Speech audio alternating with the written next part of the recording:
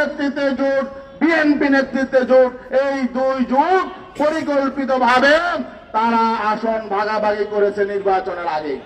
আর ইসলামী আন্দোলন বাংলাদেশ সততার পরিচয় দিতে গিয়ে বৈষম্যের শিকার হয়েছে, বেইনসাফির শিকার হয়েছে।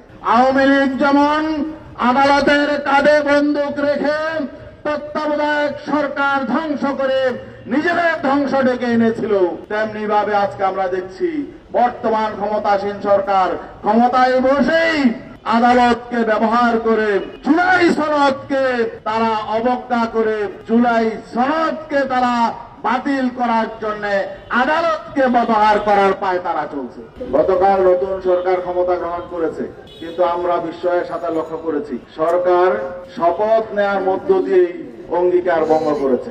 এই সরকার যে জুলাই অভ্যুত্থানের মধ্য দিয়ে এই সরকার ক্ষমতা গ্রহণের সুযোগ পেয়েছে, আমরা অবাক বিস্ময়ের সাথে লক্ষ্য করলাম সেই জুলাই কি সরকার অস্বীকার করছে।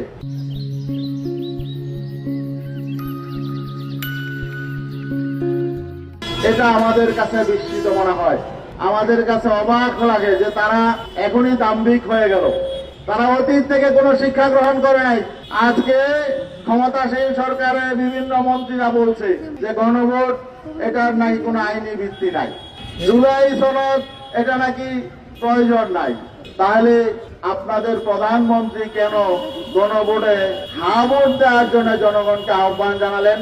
মানুষ যে সংস্কারের প্রত্যাশা নিয়ে গণভোটে হা ভোটকে জয়যুক্ত করেছে, তারা সংস্কারের পথে হাঁটবে। কিন্তু আমরা কি দেখলাম? তারা সেই জুলাই সনদকে তারা প্রত্যাখ্যান করলো। জুলাই সনদের আলোকে তারা শপথ দিল না। জুলাই সনদে স্পষ্ট আছে যে নির্বাচিত সংসদ সদস্যগণ দুটি শপথ নিবে। একটি হলো পার্লামেন্ট মেম্বার হিসাবে, সংসদ সদস্য হিসাবে শপথ নেবে, আর একটি হলো সংবিধান সংস্কারের জন্য সংস্কার পরিষদের সদস্য হিসাবে তারা শপথ গ্রহণ করবে। কিন্তু আমরা কি দেখলাম? তারা জুলাই সনদকে অবজ্ঞা করে, জুলাই অভ্যুত্থানকে অবজ্ঞা করে, শত সহস্র প্রাণের বিনিময়ে যে অভ্যুত্থান হয়েছে সে অভ্যুত্থানকে তারা তোয়াক্কা না করে, অবজ্ঞা করে তারা সেই জুলাই সনদের আলোকে তারা সংস্কার পরিষদের, সংবিধান সংস্কার পরিষদের শপথ তারা নেয় নাই। এবং আমরা আরো লক্ষ্য করলাম যে কয়েকটা রিট করা হয়েছে আদালতে। আওয়ামী লীগ যেমন আদালতের কাঁধে বন্দুক রেখে তত্ত্বাবধায়ক সরকার ধ্বংস করে নিজেদের ধ্বংস ডেকে এনেছিল, তেমনি ভাবে আজকে আমরা দেখছি বর্তমান ক্ষমতাসীন সরকার ক্ষমতায় বসেই আদালতকে ব্যবহার করে জুলাই সনদকে তারা অবজ্ঞা করে, জুলাই সনদকে তারা বাতিল করার জন্য আদালতকে ব্যবহার করার পায়তারা চলছে। এগুলো অত্যন্ত দুঃখজনক। আমরা চাই না। আমরা গঠনমূলক রাজনীতি চেয়েছিলাম, আমরা প্রতিহিংসা জিজ্ঞাসা রাজনীতি চাই নাই। আমরা চেয়েছিলাম দেশটা সামনে অগ্রসর হবে এবং মানুষ যে সংস্কার চেয়েছিল সংস্কার অনুযায়ী দেশ চলবে।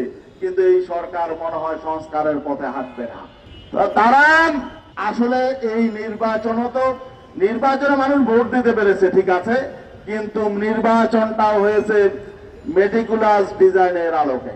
আমরা যে আশঙ্কা করেছিলাম যে নির্বাচনটা এখানে মেকিং গেম হবে, আমরা দেখতে পেলাম ঠিক নির্বাচনটা মানুষ ভোট দিয়েছে ঠিকই, রেজাল্ট হয়েছে পাতানো।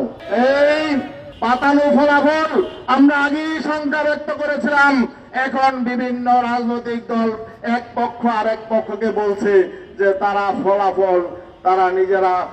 ফলাফল ঘোষণায় দুর্নীতি করেছে, জালিয়াতি করেছে।